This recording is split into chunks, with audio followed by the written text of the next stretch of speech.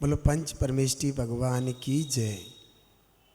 अपने गुरुदेव आचार्य श्री धर्मभूषण जी महामुनिराज की मैं वंदना करता हूँ।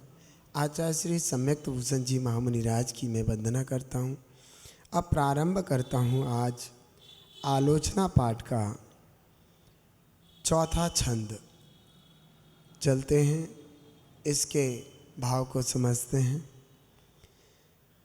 समरंभ समारंभ आरंभ, मन वचतन कीने प्रारंभ।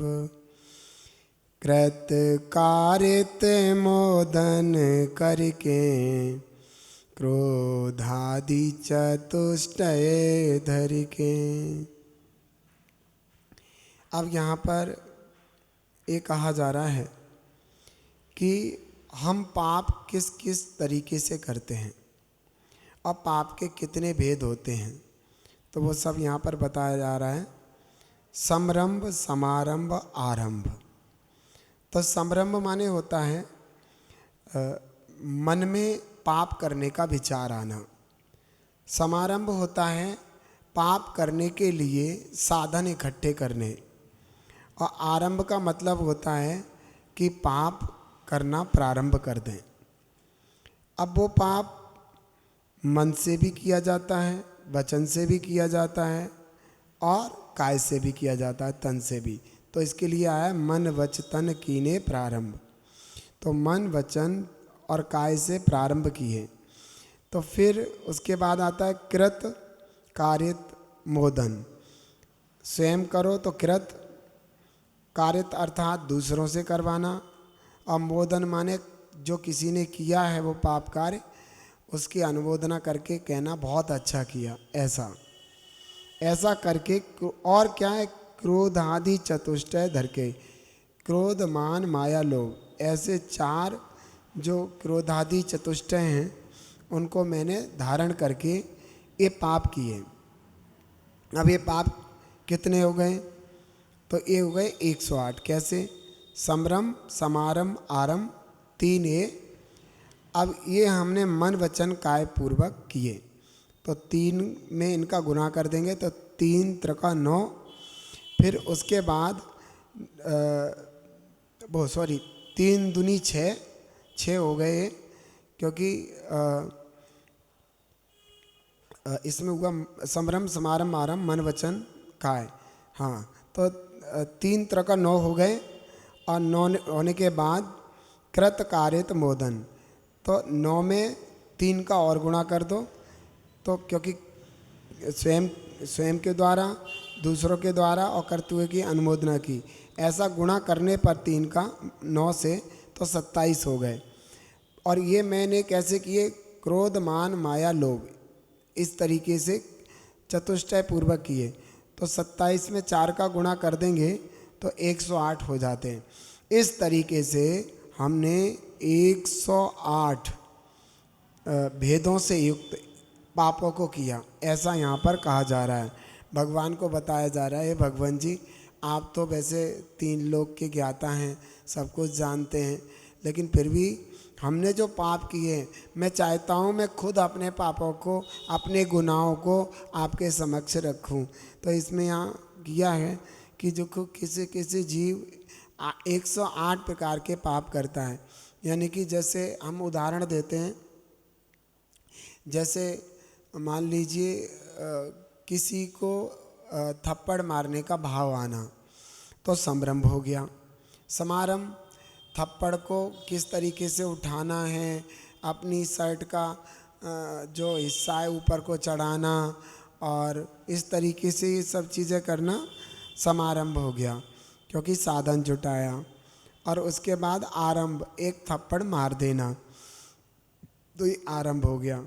अब वह थप्पड़ मन से, वचन से और काय से ऐसे मारा जा सकता है। तो 3 तरह का 9 हो गए। उसके बाद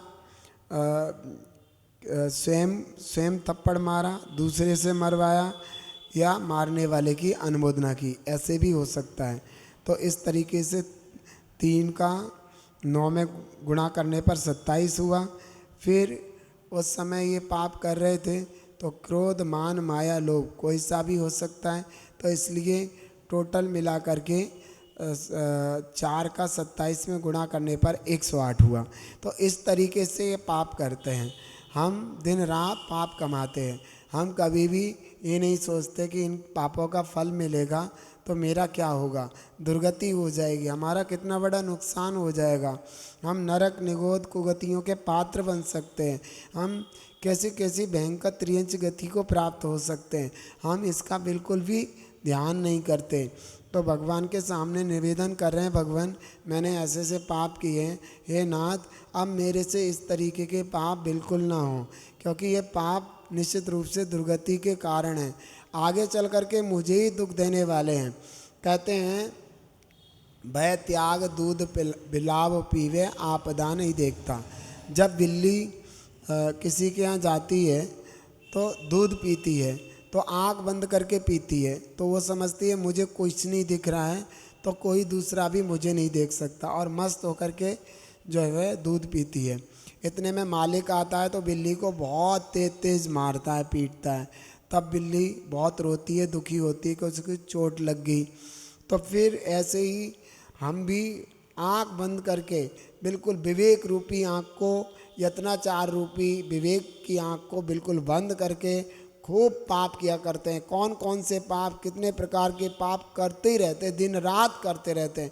देखो सपने में भी हम पापों को नहीं छोड़ते, वहाँ भी सपने में भी कुछ ना कुछ उल्टा सीधा विचार करते रहते हैं, और हम रात दिन भूख भयंकर पाप करते हैं। तो ये 108 प्रकार से हम पाप करते हैं। समझ में आ रहा है? तो यहाँ पर बताया जा रहा है एक पाप जो है 108 प्रकार से होता है।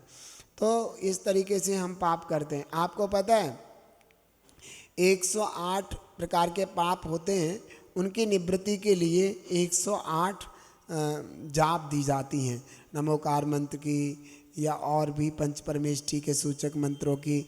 इसलिए दी जाती हैं कि एक पाप को निवारण करने के लिए एक जाप और 108 मोतियों की जाप 108 पापों को निवारण करने के लिए दी जाती है। तो आप ये बात समझ रहे हैं कि 108 जो दाने होते हैं हमारी माला में क्यों होते हैं, तो आज आप ये भी समझ गए। और बाकी का जो है तीन मोती अलग से होते हैं उसमें जाप में, तो वह होते हैं सम्यक दर्शन, सम्यक ज्ञान, सम्यक चारित्रभ्यो नमः। तो वो रतन त्रय की मुझे प्राप्ति हो और मेरे पापों का नाश हो, इस भावना से जो है 3 मोती अलग से होते हैं, और जो है इस तरीके से हम जाप करते हैं। तो लेकिन एक बात ध्यान रखें, ऐसा नहीं है कि पाप भाव तो छोड़ने का मन है नहीं है और जाप कर रहे हैं। तो आपके मन में अगर पाप भाव छोड़ने का मन नहीं है तो निश्चित रूप से समझिए आपका अभिप्राय खोटा है। तो आप जाप करेंगे तो आपको उतना फल नहीं मिलेगा। आपको अभिप्राय अच्छा करना होगा कि भगवान मेरे पाप छूट जाएं और मैं एक अच्छा आपका भक्त बन जाऊं, शिष्य बन जाऊं, जिससे कि मेरे जीवन में ये पाप प्रवृत्ति बिल्कुल ना रहें। तो ये ध्यान रखना। अब ये सुन करके आप अपने जीवन से पापों को हटाना है आपको, और अच्छे अच्छे भाव रखना है, अच्छे काम करना है। ठीक है, तो आप चलते हैं। इस तरीके से हमारा ये चौथा छंद भी पूरा हुआ, धर्म वृद्धि।